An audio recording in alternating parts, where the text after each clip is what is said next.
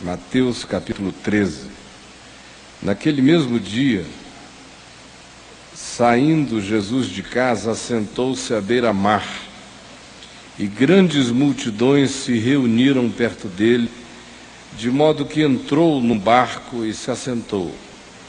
E toda a multidão estava em pé na praia. E de muitas coisas lhes falou por parábolas e dizia: Eis que o semeador saiu a semear. E ao semear, uma parte caiu à beira do caminho, e vindo as aves a comeram. Outra parte caiu em solo rochoso, onde a terra era pouca. E logo nasceu, visto não ser profunda a terra. Saindo, porém, o sol a queimou, porque não tinha raiz, secou-se. Outra semente caiu entre os espinhos, e os espinhos cresceram e a sufocaram. Outra, enfim, caiu em boa terra e deu fruto, a 100, a 70 e a 30 por um. Quem tem ouvidos para ouvir, ouça. Então se aproximaram os discípulos e lhe perguntaram: Por que lhes falas por parábolas? Ao que respondeu Jesus: Porque a vós outros é dado conhecer os mistérios do reino dos céus, mas àqueles não lhes é isso concedido. Pois ao que tem se lhe dará, e terá em abundância. Mas ao que não tem, até o que tem lhe será tirado. Por isso lhes falo por parábolas, porque vendo, não veem, e ouvindo, não ouvem nem entendem. De sorte que neles se cumpre a profecia de Isaías: Ouvireis com os ouvidos e de nenhum modo entendereis. Vereis com os olhos e de nenhum modo percebereis. Porque o coração deste povo está endurecido. De mau grado ouviram com os ouvidos e fecharam os seus olhos, para não suceder que vejam com os olhos e ouçam com os ouvidos, entendam com o coração, se convertam e sejam por mim curados. Bem-aventurados, porém, os vossos olhos, porque veem, e os vossos ouvidos, porque ouvem. Pois em verdade vos digo que muitos profetas e justos desejaram ver o que vedes e não viram, e ouvir o que ouvis e não ouviram. Atendei vós, pois, a parábola do semeador. A todos os que ouvem a palavra do reino e não a compreendem, vem o maligno e arrebata o que lhes foi semeado no coração. Este é o que foi semeado à beira do caminho. O que foi semeado em solo rochoso, esse é o que ouve a palavra e recebe logo, com alegria, mas não tem raiz em si mesmo, sendo antes de pouca duração. Em chegando a angústia ou a perseguição por causa da palavra, logo se escandaliza. O que foi semeado entre os espinhos é o que ouve a palavra, porém os cuidados do mundo e a fascinação das riquezas sufocam a palavra e ela fica infrutífera.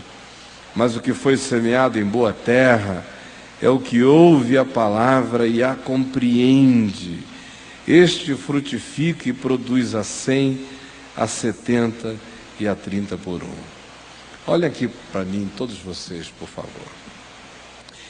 Quando se lê num ajuntamento cristão a parábola do semeador, a maioria de nós já tem um botãozinho interior que desliga.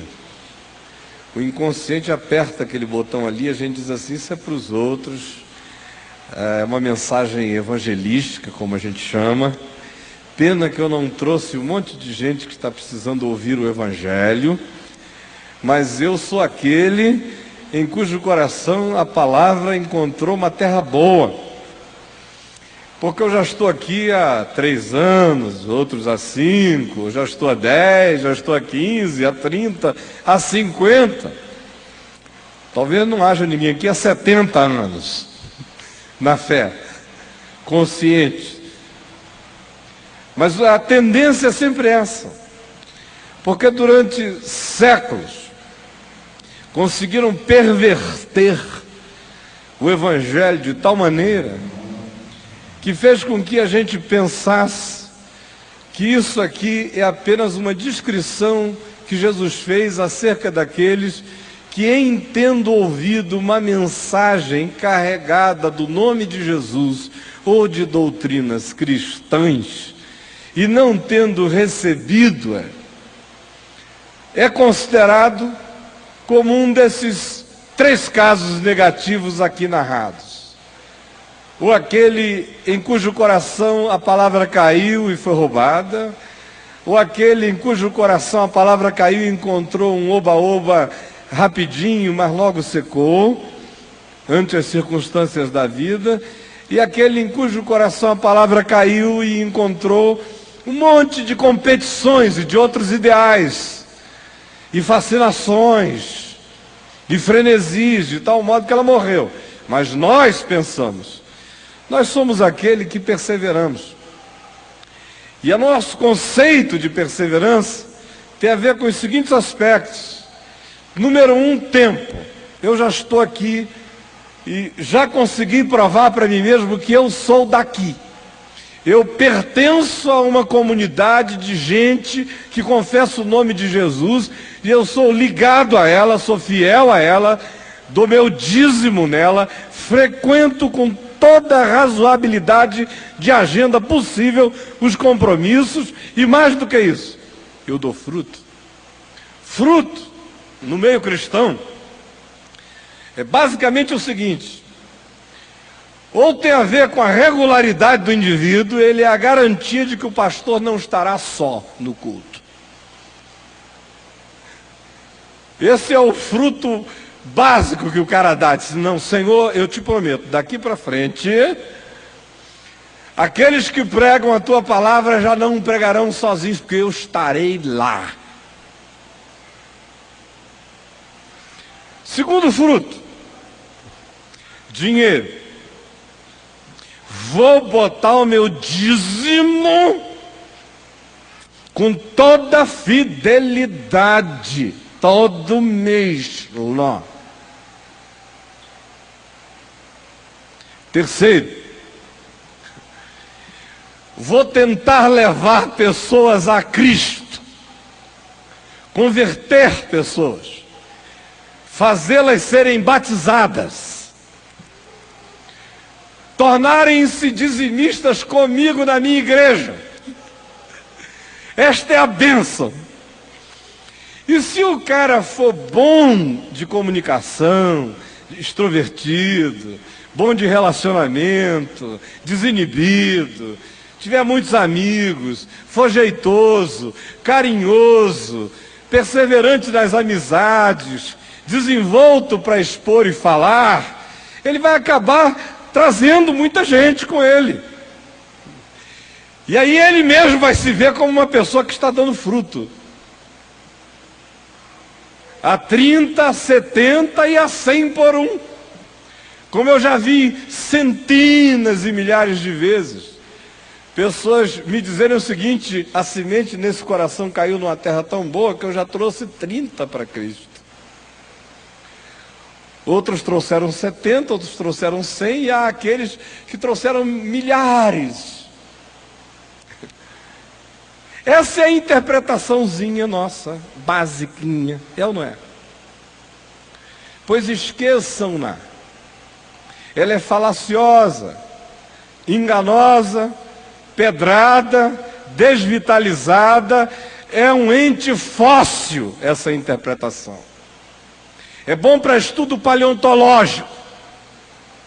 Não tem nada a ver com o Evangelho, nem com a verdade, nem com a vida. O que é que Jesus de fato está dizendo a nós aqui? Ele está dizendo o que ele já disse, e a gente só não entendeu porque não quis. E se não entendeu, a pergunta é a seguinte: será que eu tenho olhos, mas não vejo? Tenho ouvidos, mas não ouço e não entendo? Com que coração eu ouço o Evangelho? Hoje, ao invés de falar a respeito das categorizações existenciais, desses 4 solos, desses 4 corações, esse no qual a semente cai na beirada, o indivíduo não compreende, vem um maligno e leva a palavra. Ou esse outro, onde a semente da palavra cai, mas por baixo que tem é pedra, só uma camadinha de terra. Mas assim mesmo há uma resposta viçosa, alegre, mas na hora em que as primeiras dificuldades vêm, o indivíduo não tem raiz para dentro e tudo morre. Ou aquela terceira, que é a semente da palavra que cai, mas concorre numa alma com tantas ambições, desejos, megalomanias, fruto do narcisismo, do si mesmo, do self. De tal modo que ela não pode nem crescer, porque é tanta coisa mais importante. O tempo se tornou mais importante do que o eterno, de tal modo que a semente vai minguando no ser. Ou aquele 4º grupo, que é daqueles que acolhem a palavra e nelas ela frutifica, neles ela frutifica. O que eu quero dizer é que tudo isso se resume, se reduz a uma questão só. Que foi o que Jesus nos ensinou aqui, na explicação da parábola, ou antes dela. Porque o contexto é de uma beleza imensa. O texto diz que Jesus saiu de casa de manhã, foi para a beira-mar. E chegando à beira-mar se assentou. E quando se assentou, as multidões vieram. Como as multidões vieram, ele entrou num barco. E o barco foi afastado da praia um pouquinho. E do barco ele lhes falava por parábolas. E a primeira parábola contada é esta que nós acabamos de ler. E quando ele termina de contar esta parábola, os discípulos dele se aproximam e o interpelam, dizendo: escuta, por que o senhor não facilita? Por que o senhor não facilita? Ao invés de ficar contando essas histórias, saiu um semeador, jogou uma semente, caiu na beira do caminho, veio maligno, e aí as aves do céu a comeram e ela não produziu nada. Outro caiu numa terra, mas por baixo tinha pedra, veio o sol, queimou e não deu. A outra caiu entre os espinhos e foi sufocada. Uma caiu num terreno bom e deu fruto. Por que ao invés do senhor ficar com essa conversa assim tão simbólica, analógica, por que o senhor não facilita?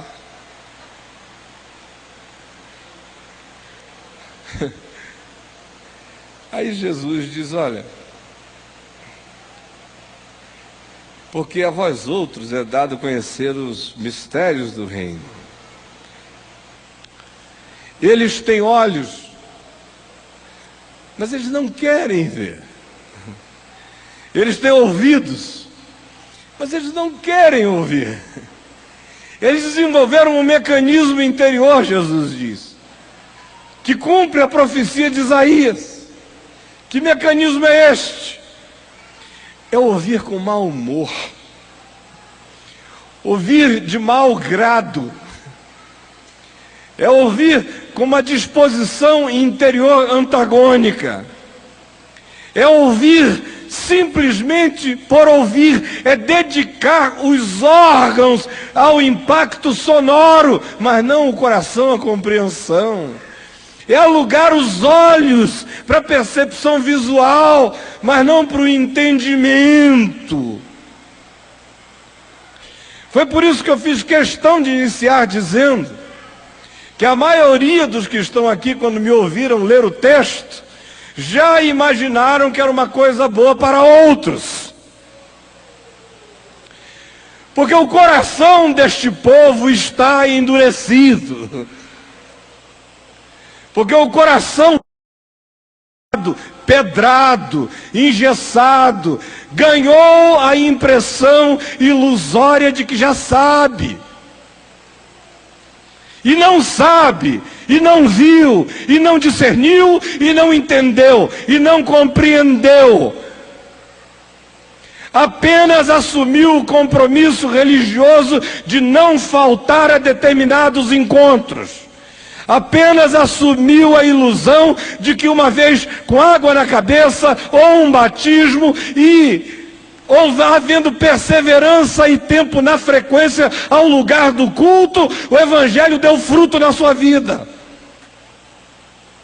Mas essa é a mentira da religião que nos paralisa a todos. E o interessante é que tanto o profeta Isaías quanto Jesus disseram a mesma coisa para um povo que frequentava a sinagoga todo sábado.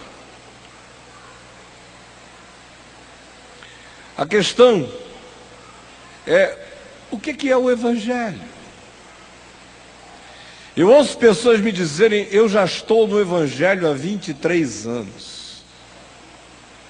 Geralmente isso significa que o cara está frequentando a igreja há 23 anos.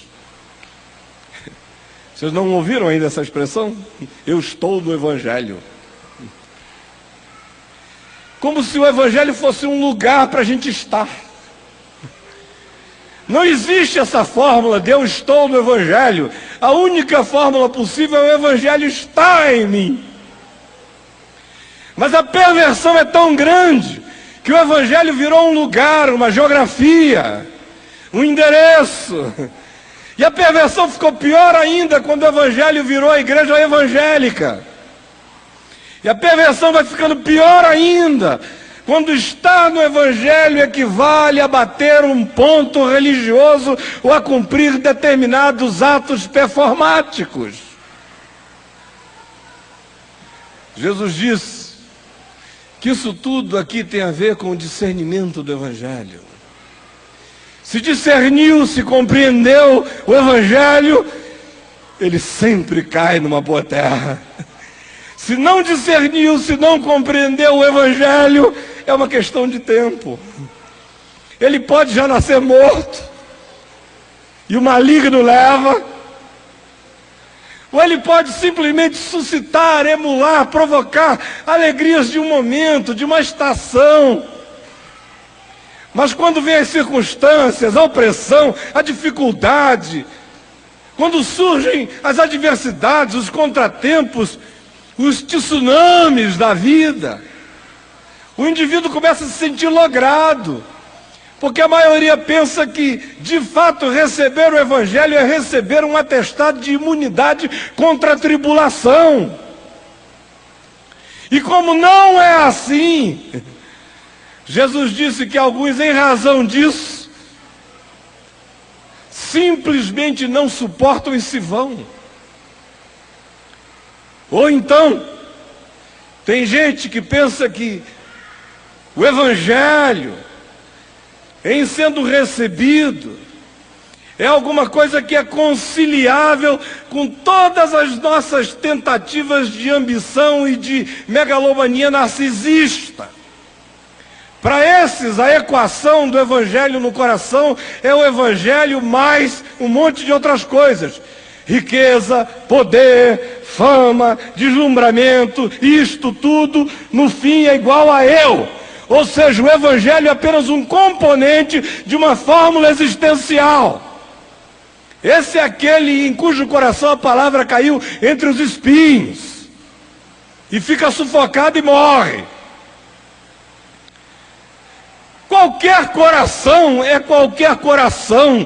A questão essencial não é que tipo de coração é o seu. Isso é apenas ainda uma tentativa de departamentalizar as coisas, ou de autoexaltar a si mesmo, dizendo: porque eu estou aqui desde sempre, eu sou um chão bom.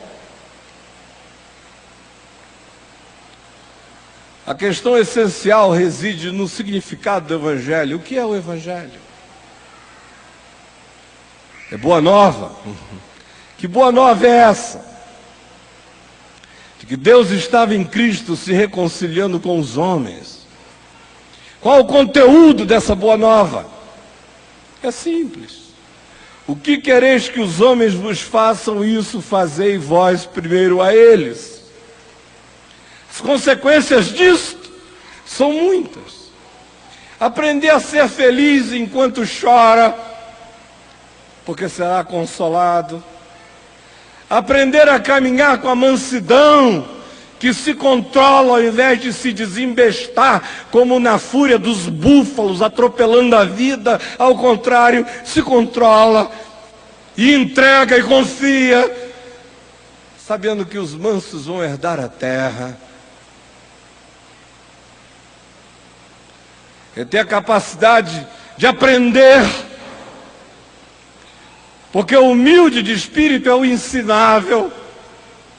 Desses é o reino dos céus.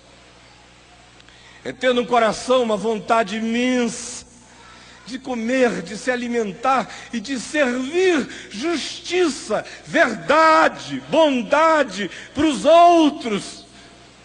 Esses que hoje sentem a necessidade de comer justiça e servir justiça serão fartos.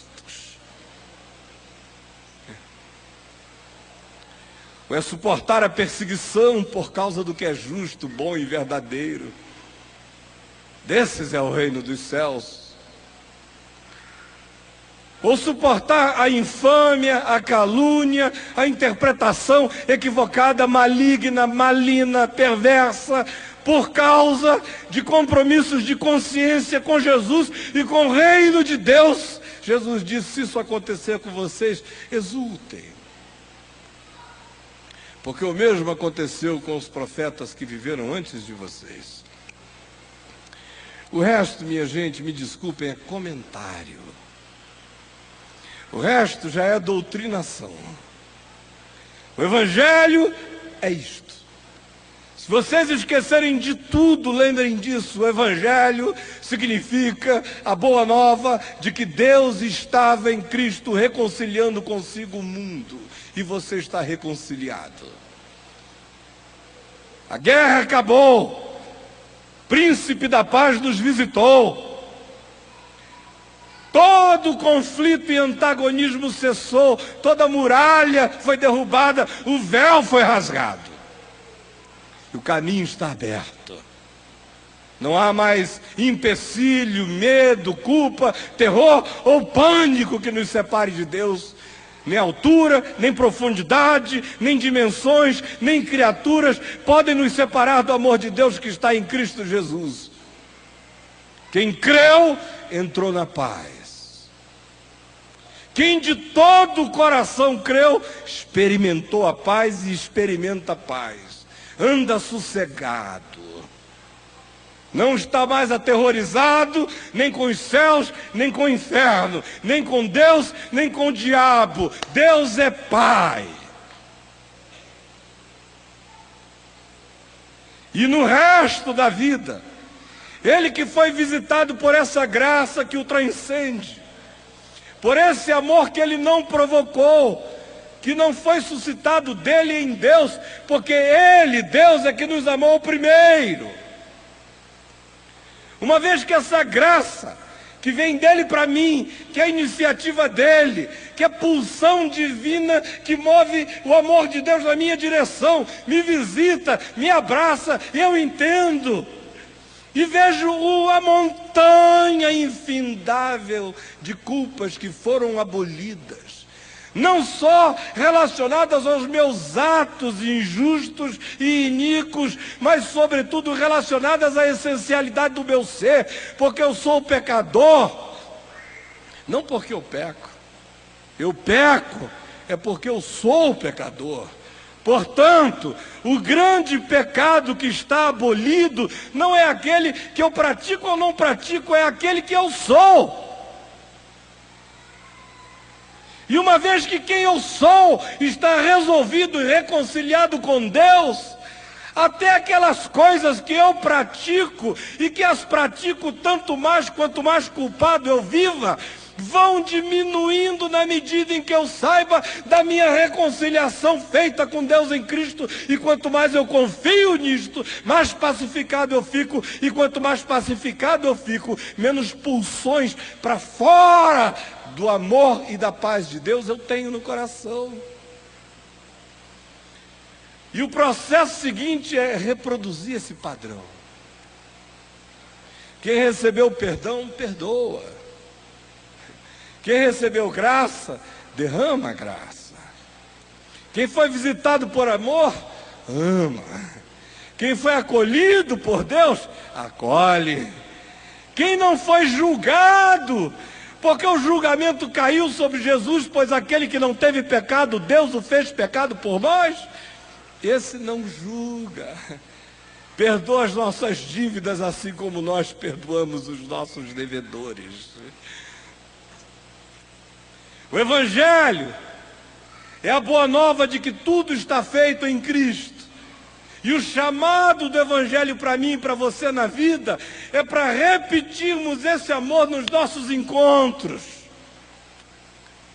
Essa misericórdia, essa graça, essa inclusividade, essa justiça, essa bondade. Agora olha aqui para mim. Para a maioria de nós, o Evangelho não é nada disso. Essa é quase uma história assim que a gente chega a considerar meio esotérica, vindo de um púlpito cristão. Porque de um púlpito cristão a gente espera que o cara pule aqui, bata o pé, diga um monte de coisas.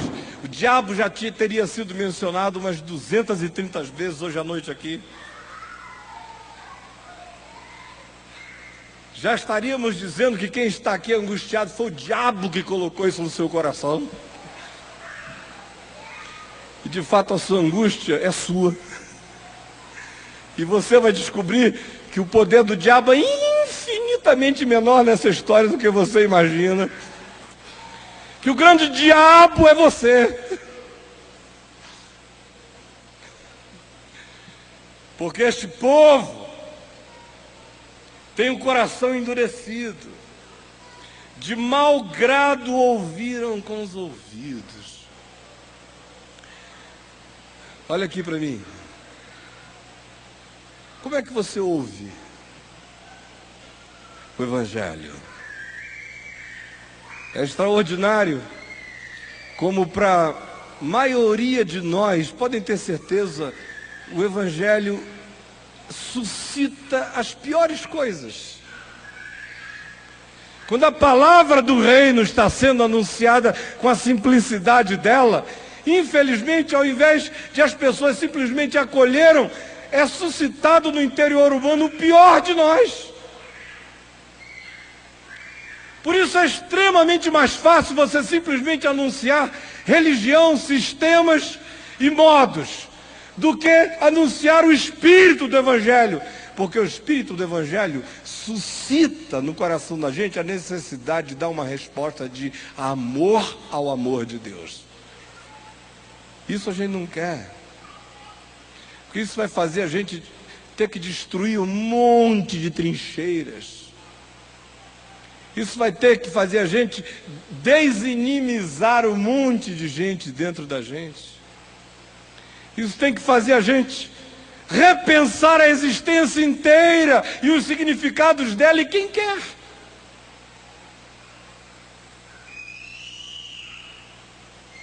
Aí, a gente prefere simplesmente se viciar em ouvir, ouvir, ouvir e nunca entender.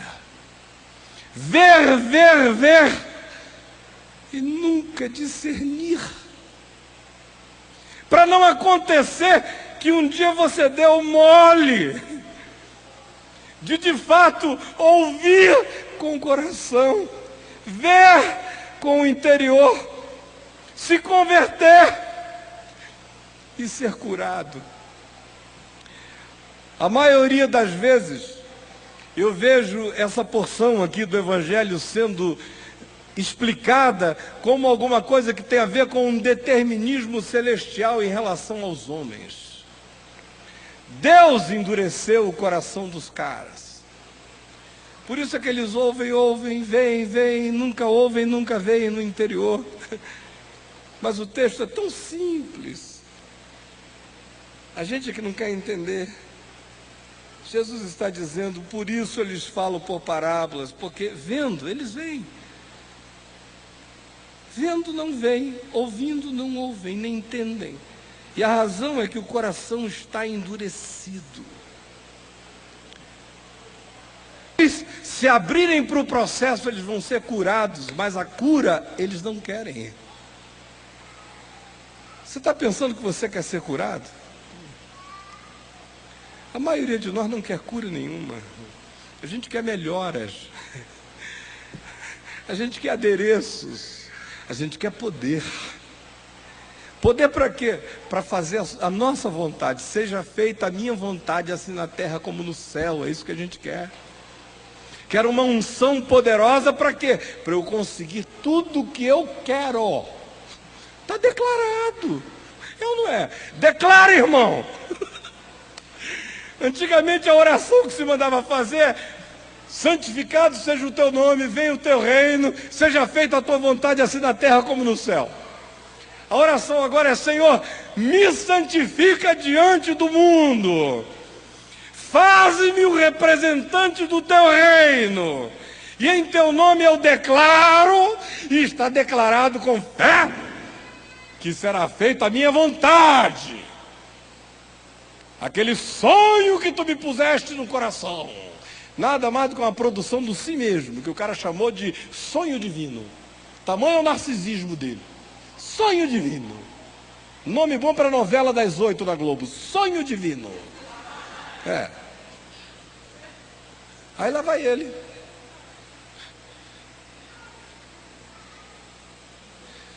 E o coração nunca é curado. Ele é um evangelista e sai por aí pregando e encher as igrejas. Mas o fruto do evangelho não é esse. O fruto do evangelho é paz. É paz, meu irmão. O fruto do evangelho é paz. Não tem a ver com uma contabilidade relativa à sua capacidade de se comunicar com os outros, ou de influenciar pessoas, numa influência que é terrível, porque se for igual àquela que você carrega como conteúdo interior, será apenas de fato uma sedução religiosa para os outros, mas não tem nada a ver com o evangelho ainda. Portanto, a grande questão que fica para nós hoje é: como é que a gente ouve? Se o evangelho é o que foi dito aqui, como é que eu ouço? Eu estou disposto a deixar essa semente santa. E a palavra aqui é esperma. É a mesma lá de 1 João. Semente divina, esperma divino, sêmen de Deus. Estou disposto a deixar o sêmen divino, a semente eterna, criar raízes no meu ser.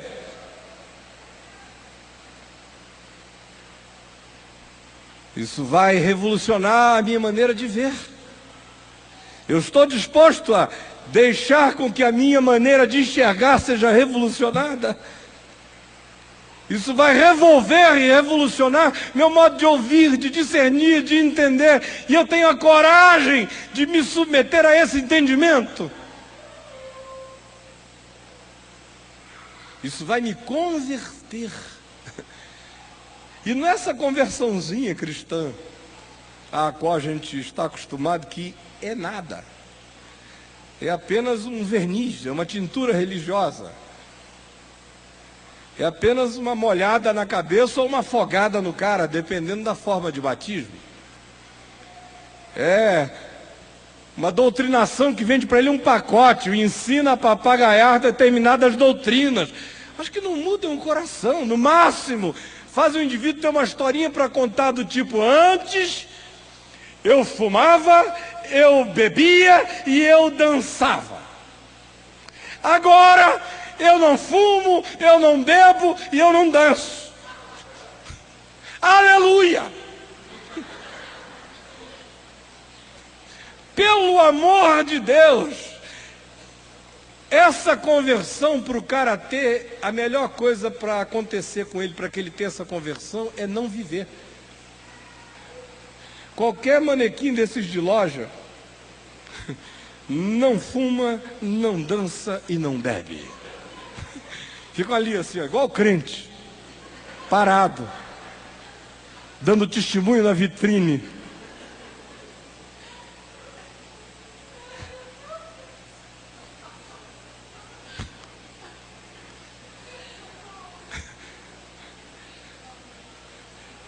Esse é o nosso ideal cristão. Eu não é. Agora, o fruto do Evangelho é vida e paz. E eu sei que a palavra caiu num bom chão. É quando o fruto da vida e da paz vão acontecendo. Quando o indivíduo não engana os olhos. O que ele vê, ele enxerga. Não engana os ouvidos, o que ele ouve, ele discerne. E não tapeia o coração, o que ele percebe, ele deixa que se converta nele. Não essa conversão do eu não, mas a conversão do eu sim, sim, sim. A conversão em Jesus não é não, a conversão em Jesus é sim. A conversão religiosa é que é eu não posso, eu não devo, eu não irei, eu não pegarei, eu não beberei, eu não tocarei. A conversão em Jesus é eu sou, eu serei, crescerei sendo. A conversão religiosa é negação, a conversão em Jesus é afirmação. A conversão religiosa é uma tentativa de se diferenciar do mundo sendo diferente do planeta. A conversão no reino de Deus simplesmente não está nem aí para o mundo. Não é uma conversão protestante, eu protesto contra o mundo. É uma conversão de proposta, não é de protesto. Não é um processo de dessemelhança em relação ao mundo, eu sou diferente deles. Ao contrário, é um processo de identificação com Jesus. Eu quero carregar em mim a imagem do Filho de Deus. Conversão cristã, religiosa, é isso. A gente simplesmente mapeia os estereótipos do chamado mundo e a gente vive a antimoda existencial e de aparência em relação ao mundo. E ficamos simplesmente plantados numa negação farisaica e hipócrita que não gera nada. A conversão no reino de Deus e no Evangelho não é neurótica em relação ao mundo, nem paranoica com relação ao diabo. Ela é simplesmente fixada na imagem de Jesus, no significado da Boa Nova, na encarnação da Boa Nova e no ensino da vida conforme Jesus. Essa é a conversão para a qual eu estou convidando você hoje à noite. Provavelmente, para que essa conversão aconteça, você tem que se desconverter de um monte de coisas faladas e ensinadas a você em nome de Jesus, mas que são falsificação do Evangelho, porque são simplesmente a doutrinação dos homens. E é tão mais fácil a gente ficar com o verniz da doutrinação dos homens do que ver com os olhos, entender com os ouvidos, discernir com o coração, se converter no interior e ser curado por Deus. Hoje, neste nosso primeiro encontro do ano, eu vim com 3 ou 4 coisas a falar, todas extremamente mais suscitadoras de outras impressões, certamente no coração das pessoas, mas um pouco antes de sair do quarto e vir a andar até aqui, eu tomei uma decisão que eu queria iniciar esse ano como semeador, semeando a palavra simples do Evangelho e dizendo a você o seguinte: a semente de Deus está plantada aqui. Só depende agora de como é que você ouve. E eu espero que durante esse ano você ouça com seu melhor ouvido. Você veja com seu melhor olhar. Você discirna com seu melhor coração. E você tenha coragem de se converter. A coragem de ir se convertendo. Isso vai implicar, não no seu dízimo, mas na sua vida, seus relacionamentos. Isso vai implicar em olhar para o coração e ver quais são as cargas de ódio, de amargura, de ressentimento, de resistências, que precisam ser demolidas. Do contrário, você vai ficar levantando a mão para os céus, cantando em nome de Jesus, com um coração odioso e odiento a vida inteira, pirento de alma. Pode se batizar todo domingo, pode receber todas as unções que vão ungir a pedra da sua alma. O convite é para que você se converta, e eu também. E eu estou aqui como um companheiro de conversão de vocês, não como um convertido. Aqui estamos todos nós nos convertendo. Eu não tenho costume de, na virada do ano, estabelecer alvos, como muita gente tem, não é? Este ano eu vou perder 7 quilos. Vou aprender a dirigir carro com marcha, diz uma senhora de 70 anos que só dirige um hidromático. Este ano eu vou malhar, vou entrar para a academia, malharei, Senhor, 3 vezes por semana. Este ano eu prometo que evangelizarei todos os meus colegas de trabalho, significando dizer que você será o chato do grupo o ano inteiro.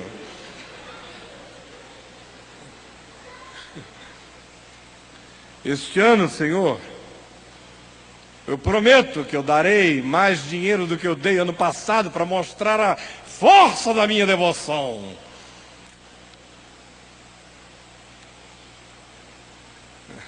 E a gente gosta de fazer isso, que é para não olhar para o coração. Bota uns alvozinhos do lado de fora para tapear a gente.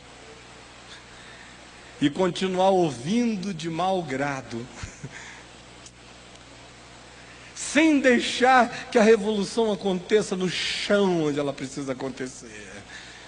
Nas entranhas do ser. No íntimo, na alma, onde Jesus veio semear vida. Nessa nossa primeira reunião do ano, meu convite a você, em nome de Jesus, é para que você esqueça as coisas que para trás ficaram. Meu convite é para que você releia o Novo Testamento várias vezes este ano, como quem não sabe nada. Meu apelo a você este ano é para que você não diga a priori que já sabe coisa alguma, mas aceite com o coração humilde o ensinamento da palavra e acredite que de todo chão Deus pode suscitar algo na sua vida. O que importa e o que é essencial é se dentro de você existe a disposição de ver o que foi revelado, de ouvir o que foi ensinado, de crer no que foi ministrado e de carregar para dentro da sua alma esse conteúdo inteiro pelo qual o coração será convertido e curado. A minha oração mais amiga e irmã possível de todos vocês é para que no final deste ano de 2005, todo o progresso que a gente fez em 2004 já foi muito. Seja pequeno, perto de como você vai estar, pacificado, tranquilizado, sereno, carregando dentro de você conteúdos da eternidade, sendo assaltado por alegrias eternas todos os dias, firme na confiança, caminhando em perseverança, não em relação a um lugar ou a uma coisa, mas a um modo de ser, de viver. A perseverança não tem a ver no Evangelho com atingir coisas externas, mas sobretudo em se deixar ser atingido pela realidade eterna. E aí, meu querido e minha querida, você vai descobrir o significado de dar fruto a 30, a 70 e a 100 por um. Aí você vai descobrir o significado de ver rios de água viva fluindo dentro de você. Milagre da multiplicação. A produção de algo que transcende a você saindo de dentro da sua alma. E eu quero dizer uma coisa a vocês. Se não for assim, não vale a pena. Se não for assim, sinceramente, visite uma sociedade teosófica. Você vai receber mais benefícios filosóficos. Entre num grupo de psicanálise, vai ser melhor para a sua vida, dá uma ajeitadinha aí, numas engrenagens meio distorcidas. Mas não é disso que eu estou falando. Eu estou falando de algo que é maior do que tudo isto. Maior do que a igreja, maior do que os evangélicos, maior do que o cristianismo, maior do que as religiões. Tudo isso é produção humana. Eu estou falando do evangelho do reino de Deus. É Deus conosco. Está dentro de nós. Não vem com visível aparência. Nem todos os que veem o discernem, nem todos os que o ouvem o entendem, nem todos os que são impactados por ele o agasalham. Mas você está tendo essa chance. Pelo amor de Deus, abrace o benefício. Não deixe que isso que está passando passe sem afetar dramaticamente você e sem curar você. E ao final, saboreie o fruto. Esse fruto não é para ser mostrado. No final do ano ninguém vai fazer concorrência para ver quem deu mais fruto. Só Deus conhece o fruto do Evangelho. Durante muitos anos, pregando a palavra para milhares, milhões de pessoas nesse país e por aí afora na terra. Eu ouvi as pessoas me dizerem nos lugares os mais variados, de tanta gente que se converteu ouvindo a palavra do Evangelho que Deus, pela sua misericórdia, colocou na minha boca. Anos e anos, mais de 30 anos. Gente em todos os lugares, no curso desses anos todos e até hoje. E o mais interessante, o tempo que eu fiquei sem pregar, quietinho, entre fim de 98 e o final de 2001, nesse período, gente, a beça se converteu sem eu saber. Lendo livros, ouvindo fitas, gente que nunca viu a minha cara, que não sabe nem se eu estou vivo ainda. Tem gente que pensa até que foi um cara que passou por aí e se foi. De vez em quando eu encontro com alguém como um motorista de táxi. Já vários me disseram, outro dia um me contou uma história maravilhosa. Eu entrei no táxi dele e ele começou, pelos gestos, as maneiras, os modos, a singeleza, eu vi que tinha uma coisa delicada, diferente nele, uma coisa boa. Aí a conversa foi, ele não me falou de coisa nenhuma. Mas eu fui vendo, fui gostando do jeitão do cara. Falei, poxa, esse cara é legal. Tem uma coisa emanando boa dele. E eu fui. Aí lá pelas tantas, quando a gente já ia chegando ali por perto de Copacabana, eu perguntei ele, escuta, você tem o hábito de frequentar a fé? Aí ele falou assim, eu sou cristão. Eu falei, que bom, que maravilha, não falei nada, não disse também, eu também sou, aleluia, irmão, Pai do Senhor, não, eu digo, eu vou ver qual é a dele. Aí eu digo, que bom, que legal, e como foi que você conheceu a palavra? Aí ele falou, o senhor não vai nem acreditar, eu nem sei quem foi a pessoa, sabe, porque eu estou assim, eu não sou tão velho ainda, eu estou novo, era um rapaz de uns 28, 29 anos, 30 talvez. E agora, uns 2, 3 anos atrás, me deram umas fitas e uns livros. Eu comecei a ler, comecei a ouvir, comecei a ler, comecei a ouvir. E aquilo foi entrando em mim, de repente, bum! Coisa maravilhosa. Aí eu falei, de quem eram os livros e as fitas? Ele falou, de um tal de Caio Fábio. Aí eu sentado atrás, né? Aí eu falei, você conhece esse cara?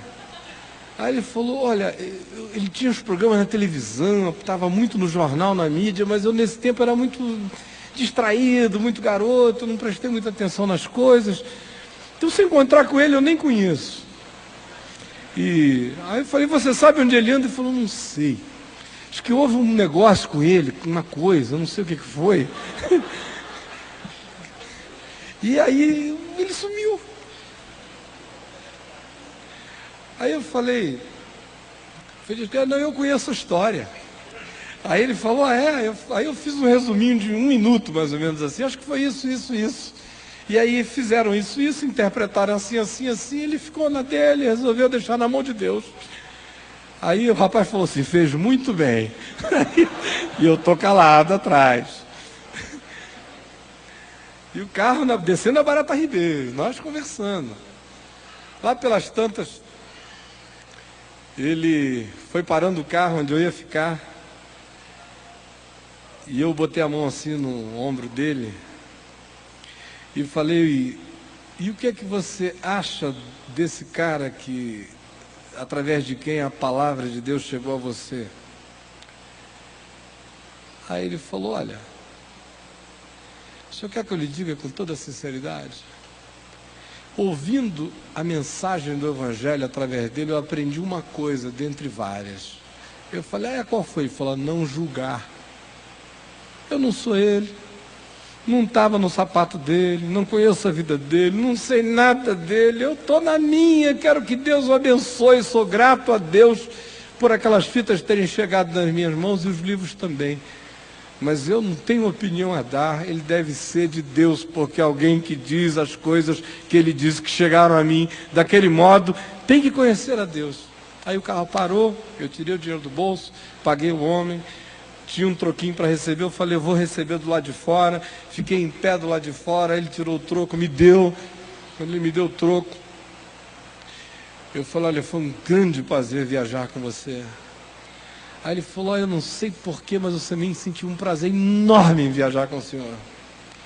Aí eu falei, como é o seu nome? Aí ele me falou o nome, eu falei, muito prazer, Caio Fábio.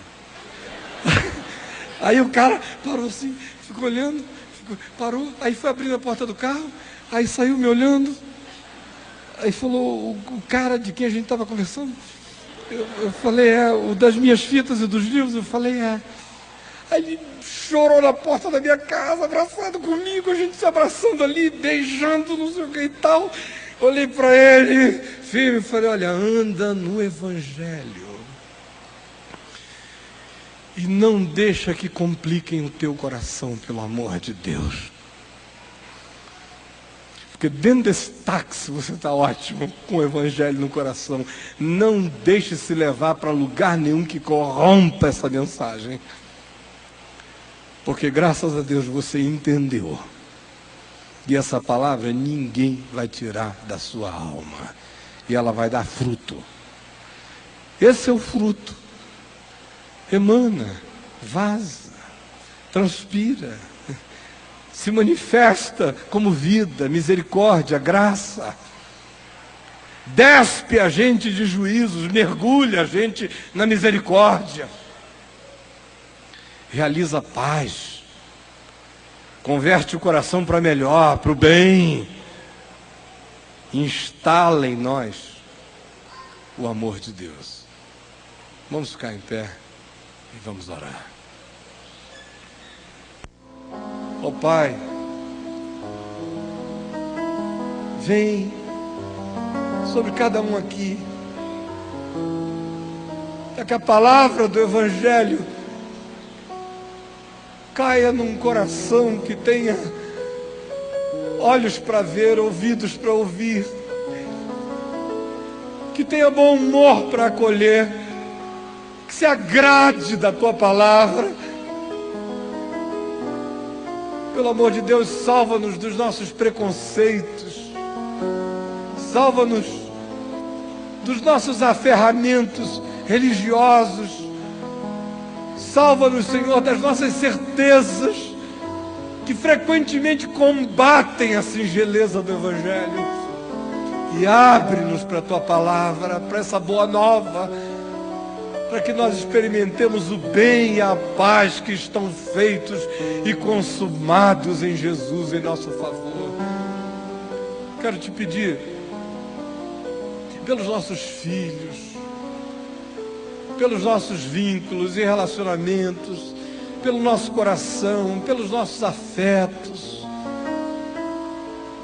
quero te pedir que Tu nos salves dos sonhos errados, que Tu nos salves das agendas de outros para nós, que Tu nos salves de nos deixarmos conduzir pela vaidade desse tempo, que Tu nos salves da nossa própria arrogância moral.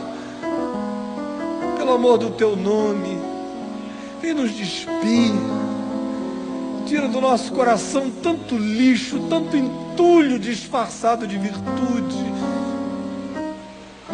e simplifica o nosso coração para que a gente experimente a Tua bondade na terra dos viventes. Por favor, vem, aquece a nossa alma com fogo e pacifica o nosso coração como um rio.